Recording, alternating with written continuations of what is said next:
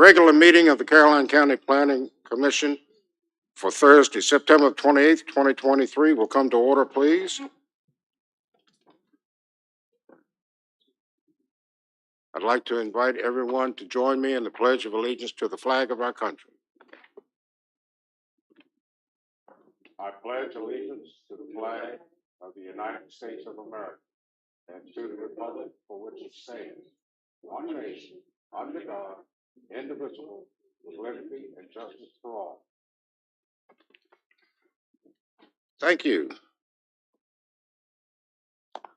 Our first order of business on the agenda will be the approval of the minutes from the March, April, and May 2023 meetings. Commissioners, have you had a chance to review the minutes as presented?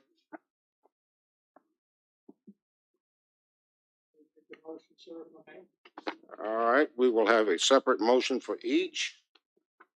I would like to make a motion that the minutes from the March 23rd meeting be approved as submitted. Second. Motion by Mr. Weaver, seconded by Mr. Williams. All those in favor signify by saying aye. Aye. Those opposed, nay. Motion carries. I'd like to make a motion. Yes, sir. April 23rd minutes be approved. The April 27th, 2023 minutes be approved. Motion by Mr. Minor is our second. Second. Seconded by everybody, it sounds like. All those in favor signify by saying aye. Aye. Those opposed, nay. The ayes have it. Motion carries. The minutes for the May 25th, 2023 meeting. I make a motion that we accept the minutes as on record for May 25th. Motion by Mr. Young, seconded by Dr. Horton. All those in favor signify by saying aye. Aye. Motion carries. I neglected to introduce everyone here. To my far left is Mr. J.D. Young from the Reedy Church District. To my immediate left is Dr. Carol Horton from Port Royal. To my right is Mr. Purcell Minor of the Mattaponi District. To his right is Mr. George Weaver of Madison. Far right is Mr. Richard Williams representing Western Caroline. I am Bob Schwartz representing the Bowling Green District. Staff, we have Mr. Craig Pennington, our planner, Mr. Leon Hughes, the Director of Planning, Mr. Chris McKenzie, our county attorney, who keeps us out of trouble most of the time, and last but not least, Mr. John Voigt, our IT tech, who puts us out in Wi-Fi land. Introductions being over, first order of business will be, well, we have no unfinished business, but we have SPEX 05-2023, Douglas and Sharon Vikstrom, owner applicant. Mr. Pennington. Thank you, Mr. Chairman, members of the commission. Since the previous hearing, members of the Planning Commission have visited the venue site along with the neighboring property. The applicant has provided documentation of a contract with the Porta-John Company for service to the venue. An AOSE has been contacted to bring the holding tank that is on site into compliance with the Virginia Health Department. Currently, the holding tank that is on site does not meet regulations and will need to be relocated prior to a drain field being installed. The applicant will utilize the Porta-John Company for the venue until the holding tank has been properly permitted and inspected. The Office of Drinking Water has responded and will not regulate the venue since no food preparation will be taking place at the venue. ODW has also stated that the sample received is safe. In response to concerns raised by the adjacent owner, a fence has been erected across the path that leads towards the river to block any access from the venue. The applicant stated that they will have security personnel patrolling the exterior of the venue during any event and will ensure that no one attempts to access the North Anna River as well. Any correspondence that was received by Caroline County Planning Department is included in your packet. As far as the conditions remain the same with the exception of condition 16, which previously stated that the holding tank will be pumped after each event. Now that condition reads that the applicant shall utilize porta-johns for restrooms until such time as the holding tank is permitted and approved by the Virginia Department of Health. Thank you, sir. Commissioners, you have any questions of Mr. Pennington? I do. Mr. Pennington, this matter has been before a planning commission. It has also been before a board of supervisors. The board of supervisors in March of 2019 denied the application. Since 2019, have there been any difficulties with the issuance of building permits for the Vikstrom property? In other words, have they done any construction without benefit of a building permit? There are no violations in the file. A building permit was pulled for the venue facility and the pavilion that was behind the venue facility. There's no violations in the building department's files. But at one time, this did go before the Board of Zoning Appeals, is that correct? That is correct. Okay. And as I recall, they deferred finding under a cease and desist order, and there was some confusion maybe about a couple of events that had been held there that were subsequently answered as being for friends of the family. That is correct. All right. Mrs. Vikstrom served on the Board of Zoning Appeals at the time, didn't she? That is correct. So other than the building permit being pulled and subsequently reinstated, have there been any violations of building inspection? Again, there's no violations in the building file, and that is correct. The permit was revoked for not having an inspection within 6 months, which is standard procedure for the building department, and then it was reinstated, which is also allowed for the building department. However, that's not a violation. Okay. Thank you, sir. Any commissioners have any further questions? Commissioners, you have any discussion?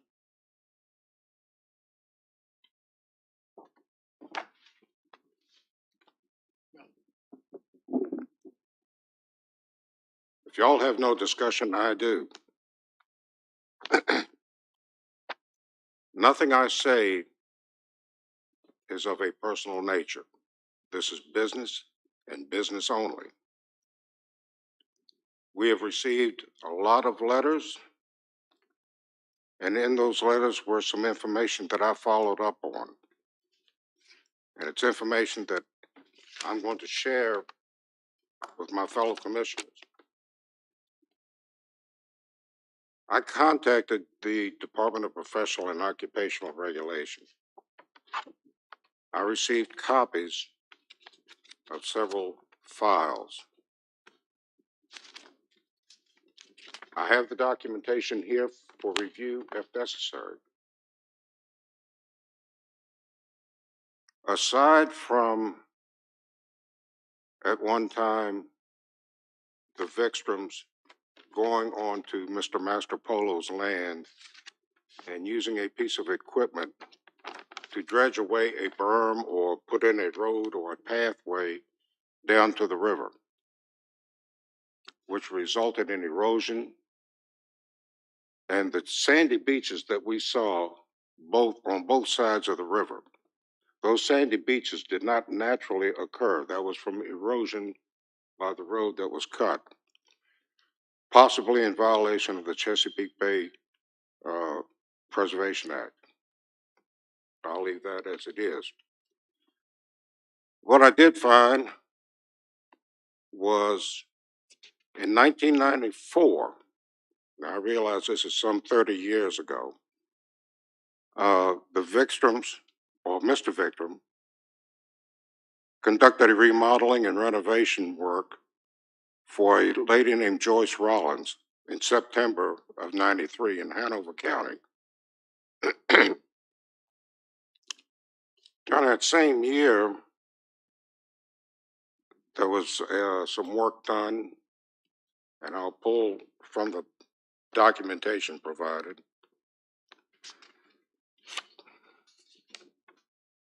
worked for a William and Robin Lohman to construct a master bedroom and bathroom and a 30 by 30 attached garage. There were some problems with both of these that the DPOR came to a finding on, and it was one violation on the Rollins property for commencement of work before a fully executed copy of or a fully executed contract was completed. There was also, for the same job, a finding of failing to obtain building and plumbing permits as required by the code. Now, DPOR issued a $100 fine for each of those against Mr. Vikstrom.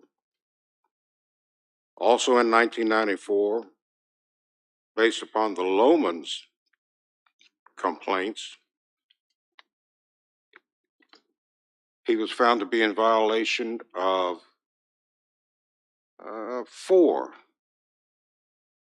regulations: failing to have the modifications to a contract placed in writing and executed, failing to abide by the revised payment for work schedules, violation of the misconduct provisions of Section 5.2.5 of the board's regulations regarding a demand for final payment when he had knowledge that a substantial portion of the contract had not been completed, and for violation of Section 5.2.6 of the board's regulations for a judgment that the Lohmans obtained against Mr. Vikstrom in the amount of $10,000. For each of those violations,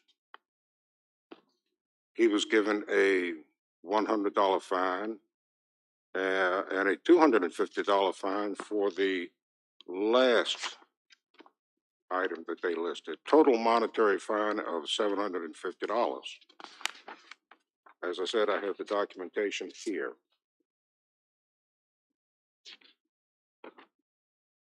We now come to some recent action. At the beginning of August of this year, just after our site visits, the Board of Contractors had received complaints, and a consent order was issued against Mr. Vikstrom,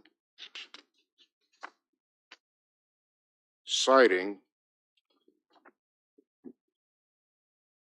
failure to obtain a building permit or applicable inspections as required, and for no timely inspections. Now, this was on a job of $52,500, which is about what I paid for my first house in 1984 in Mechanicsville. So it was an extensive renovation. The file that I was sent was 211 pages long, and it contained photographs of what they determined to be substantial work.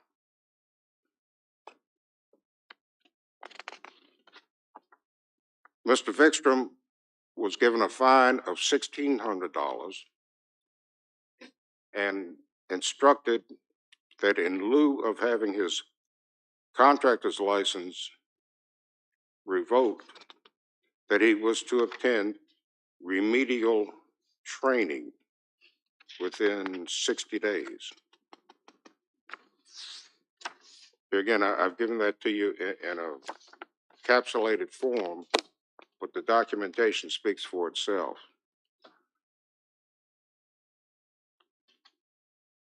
All that, coupled with the potential that Mr. Vikstrom acknowledged to me of a land dispute between he and Mr. Mastropolo, the transgression of disturbing the land on Mr. Mastropolo's land. The noise that is going to be emanating from the building to the property line, not to any nearby residence, but to the property line, which is approximately 75, 80 feet. I am not going to be in favor of approving this. Now, I'm not trying to sway any commissioner's mindset, but I think that we should have the facts. And the facts demonstrate to me that regardless of any conditions that were placed or would be placed, but have the potential for being violated based upon history. And history is a great thing because it teaches us what we've done wrong. It teaches us what we've done right. And with that said, if any commissioner has a response or anything they would like to add, we will certainly hear that.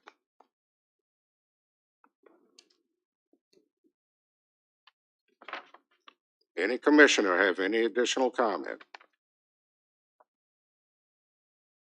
If not, I will make a motion that we forward this matter to the Board of Supervisors with a recommendation of denial.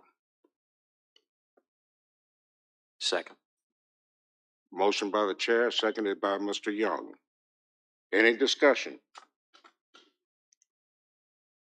All those in favor of sending it forward with a recommendation of denial, signify by saying aye. Aye. Aye. All those opposed, nay. There are 5 ayes, 1 nay. Motion carries that this will be forwarded to the Board of Supervisors with a recommendation of denial.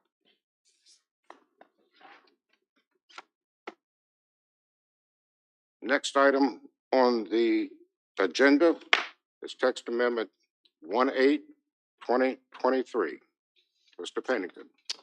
Thank you, Mr. Chairman. For the next text amendment, we'll hear TXT 18, 19, and 20 discussion as one item. And, but we'll need 3 motions, one for Yes, sir. each text amendment. Currently, the Caroline County zoning ordinance allows for data centers as by right use in the M1 industrial and PIP planned industrial park zoning districts, and with approval of a special exception use in the B1 commercial zoning district. With the adoption of the PIRT, Planned Innovation Research and Technology Zoning District, numerous standards were put into place regarding the development of data center sites. Staff is bringing forth text amendments to include the PIRT standards in the M1, B1, and PIP zoning districts to maintain consistency throughout Caroline County zoning ordinance, ensuring that any data center developed will be subject to the requirements and standards in the PIRT ordinance. The text amendments would read as follows. Subject to the standards contained in Article 11, Division 7, Planned Innovation Research and Technology Park. And so as you can see in Article 9, Section 3, data center is already a use, number 21. And so that statement in blue would be added to the back of that to make sure that all PIRT standards and regulations are met for data centers located in the B1 zoning district as a special exception. The same goes for the next 2. TXT 19 is Article 10, Section 2, uses permitted by right. Again, you see data center is already a permitted use in the industrial zoning district. And so the statement subject to the standards contained in Article 11, Division 7, Planned Innovation Research and Technology Park will be added to the back of that use. Same with TXT 20, that is Article 11, Planned Unit Developments, Planned Industrial Park. As you can see, data center is already a use there, and so it would add that statement there as well, just to make sure that we maintain consistency in data centers that might not be in the PIRT district that are already allowed by the zoning ordinance. Thank you, sir. While you're there, if you would be so kind as to read the protocol for the public hearing.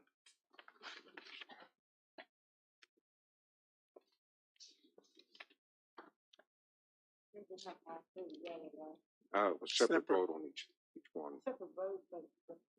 Yes, public hearing on all 3.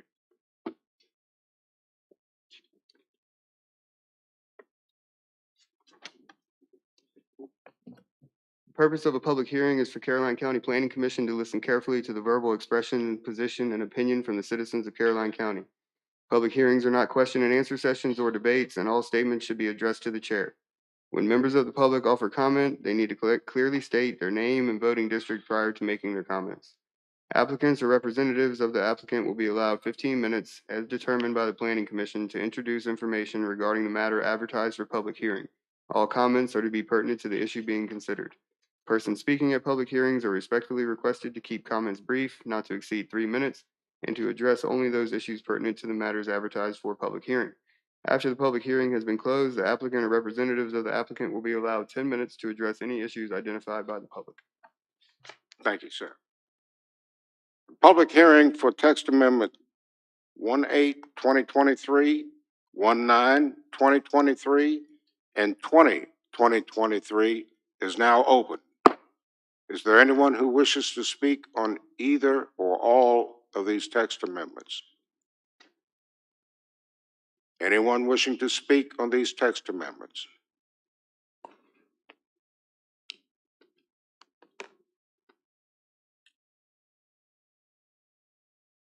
Please state your name and your voting district. Hi, everybody. Kevin Collins, Reedy Church District.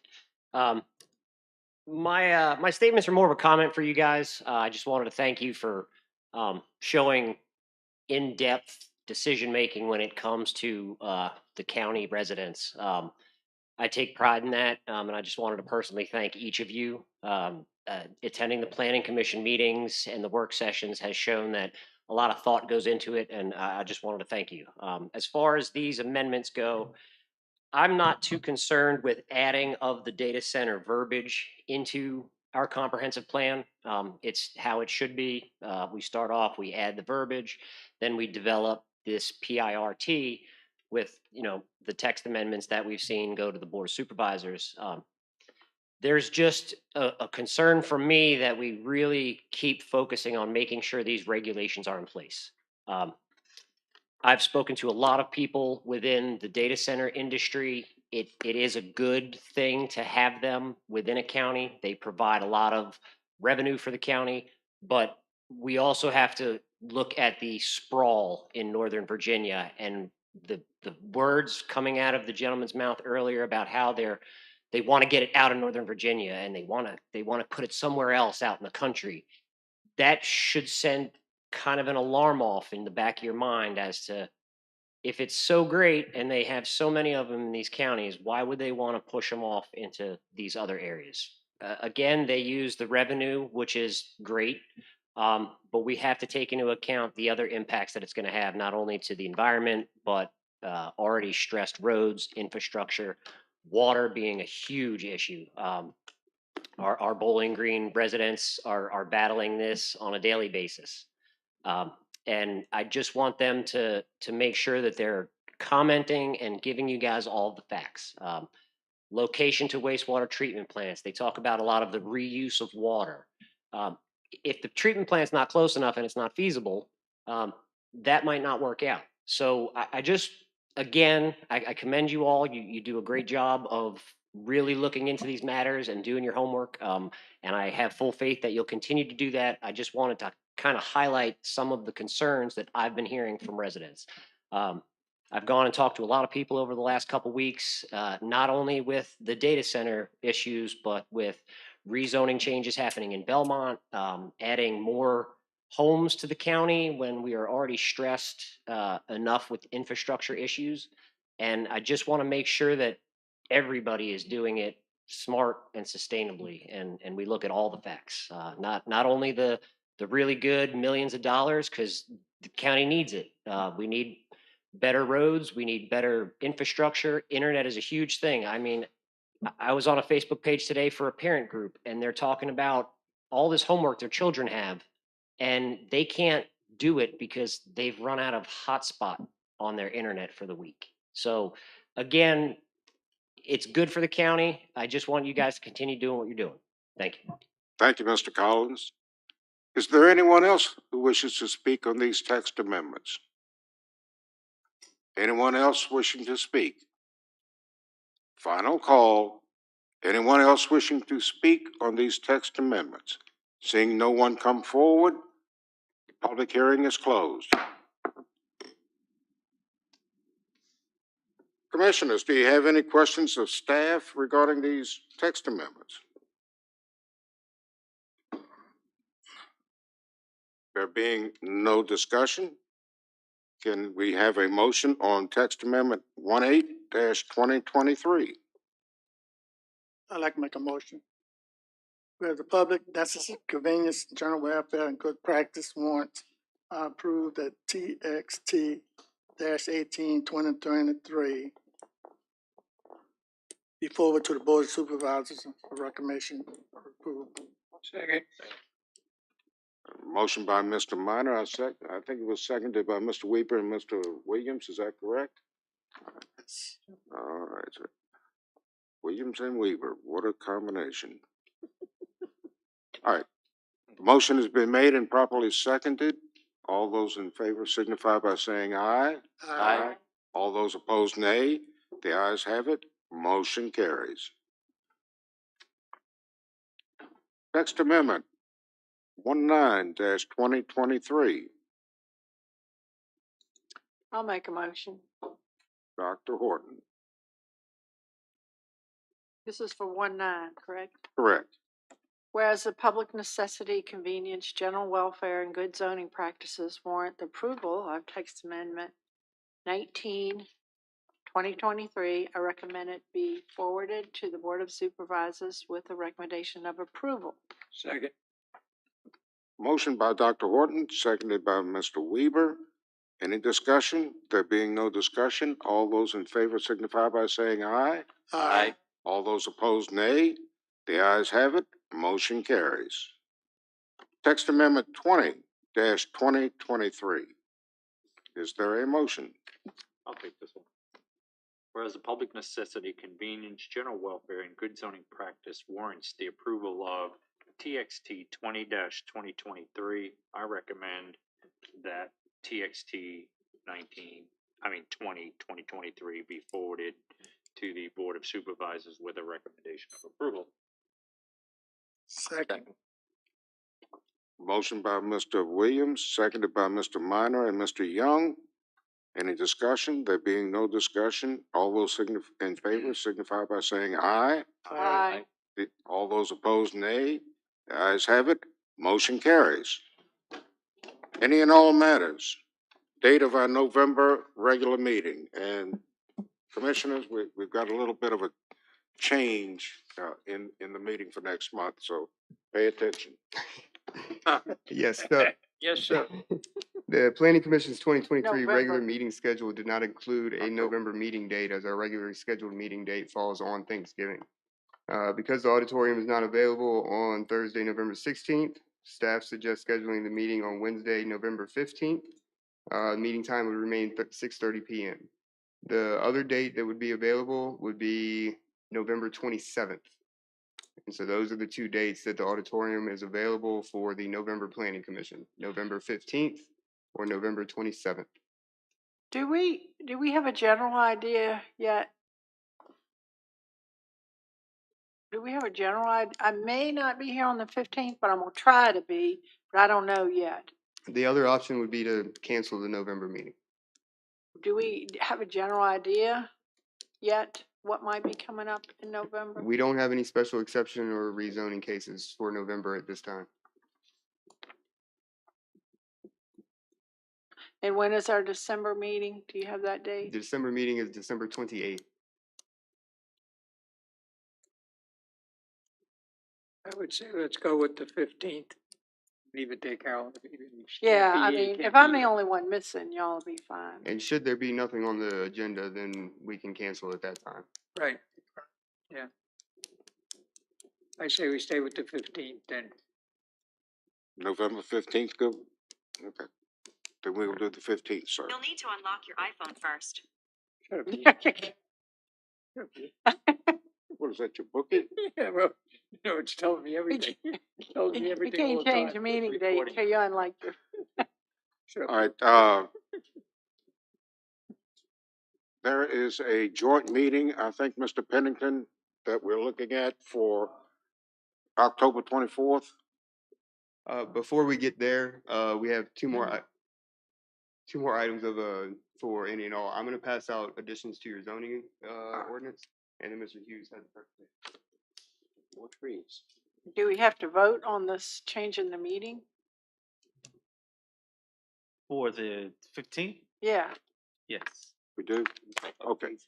All right. You want to go ahead and do that Thank you. Yes. while he's handing out? There's a motion to change our November meeting date to the 15th at 6:30 PM. Second. Second. You made the motion, George. I made the motion. Oh, I thought George Yeah, did. I'm making the motion. Mr. Weaver seconded. Any discussion? There being no discussion, all those in favor signify by saying aye. Aye. All those opposed, nay. The ayes have it. Motion carries. Our November meeting will be on the 15th at 6:30 PM. Thank you. So keeping with the theme of meetings, since we're on meeting topics, the board has requested that there be a joint special meeting on October 24th at 6 PM with the planning commission to take up the rezoning case, the AWS rezoning case. And so in order for that to happen, the commission has to vote to have a special meeting on October 24th. Would that be regarding, Matamede? That is correct, sir. Okay. October 24th. October 24th at 6:30, 6 PM. 6 PM. And that's the only item on that agenda then. Okay. I may not, I may not be at that one either, but I'll try to change my schedule around. If I'm the only one missing, y'all will be okay. I don't know. Sometimes you're our anchor that keeps us safe. I'm a half anchor. Oh, man. All right, I'll make a motion that, we have a special meeting, special joint meeting with the Board of Supervisors, October 24th at 6 PM. Is there a second? Second. With Mo- that, before you say second, can you send an email out before that time? You know, that's a long way away. Oh, yes, sir. Yes, sir. That's- That's a Tuesday? Yes. It is. That's a Tuesday. Will we also have a meeting on the 26th or? So that meeting is still scheduled for the 26th. We could choose to cancel that meeting tonight. We could choose to leave it there and wait until the 24th and cancel it. Or you could choose to meet. So All right, why don't we leave it in place, just a suggestion, why don't we leave it in place for now to see what will be coming up on the agenda for November? Because, on the 24th, we're only gonna be dealing with Matamede. So, that'll still give us time to conduct business. All right, so there is a motion and second to, attend the special joint session with the Board of Supervisors, October the 24th at 6 PM. Any discussion? There being no discussion, all those in favor signify by saying aye. Aye. All those opposed, nay. The ayes have it. Motion carries. And I believe that completes our agenda, unless you have something it else. does. I have one other item for you. So tonight you're going to be handed out what I have deemed a planning commissioner's resource book. And so this is a book that has resources for the commission members, and it contains the rules of order, contact information, glossary of planning terms, HCOD requirements, planning and zoning 101, the Virginia chapter of American Planning Association's planning toolbox. It also has information on the proper law in Virginia, and it also has an additional tab that is resources that has a number of websites that you can use as resources. So it has, of course, the county's website information in here. It has the GIS information, links to the zoning and subdivision ordinance, links to the county code. It also has links to a resource, which is the Albemarle County Land Use Handbook, which is an extremely good resource. Albemarle County does a wonderful job. The county attorney's office there does a wonderful job of updating this book every year in relation to code changes in Virginia. And so there's a link there. There's also a link to the American Planning Association website and also the Code of Virginia, and also a link to the Weldon Cooper Center. And so this is just a book that I wanted you all to have so that it would allow you to do your duties as planning commission members. If you have questions about anything, this is a great place to start and with those questions, and many of the answers are in here. So I did include, like I said, a glossary of terms because a lot of times we try not to use acronyms, but acronyms come up, and this will allow you to be able to look up those acronyms and understand exactly what they are. So I just wanted to point that out, and so that you would have this at your disposal. Thank you, sir. Mr. Hughes. Yes. Thank you. All right, ladies and gentlemen, I will entertain a motion to adjourn until our October 24th special joint meeting with the Board of Supervisors at 6 p.m. I make a motion that we adjourn until our next meeting in October. Motion by Mr. Young. Is there a second? Second. Seconded by everyone. All those in favor signify by saying aye. Aye. All those opposed, nay. The ayes have it unanimously. This meeting is adjourned. Thank you, ladies and gentlemen, for coming. Thank you. So we put these in this, In our other book, this, no,